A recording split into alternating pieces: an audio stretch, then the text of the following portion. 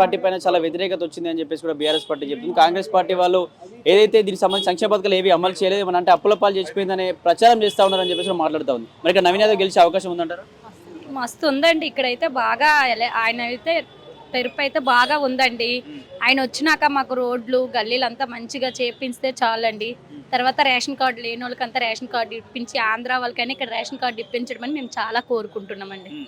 ఇక్కడ పీజీఆర్ చాలా ఏళ్ళు కూడా పరిపాలన చేసి ఇక్కడ పీజీఆర్ కూతురు ఒక పార్టీలో ఉంది, పీజీఆర్ కొడుకు ఒక పార్టీ ఉంది. ఇక్కడ ఓట్లు చీలిపోయే అవకాశం లేదంటారా?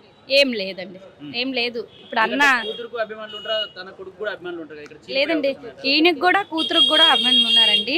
ఈయనకు కూడా ఇప్పుడు మాకు ఇదంతా చేస్తే ఆంధ్ర వాళ్ళు కూడా ఇక్కడ వేస్తారండి ఆయనకి, అన్నకి అన్నకి. అది అంటే నవీన్ యాదవ్ గెలిస్తే మొత్తం హైడ్రా పేరుతో ఇండ్లన్నీ కూల్చేస్తుంది కాంగ్రెస్ పార్టీ అని చెప్పి మాట్లాడుతున్నారు. ఏం లేదండి, అలాగైతే ఇప్పుడు ఏం లేదండి.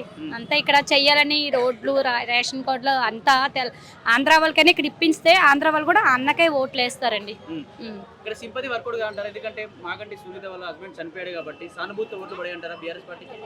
అలాగేం లేదులేండి, అలాగేం లేదు. అంటే మొత్తం కాంగ్రెస్ వైపే ఉన్నారా జూబ్లీ ప్రజలు? అంతా కాంగ్రెస్ అయిపోయి ఉన్నారండి అంతా.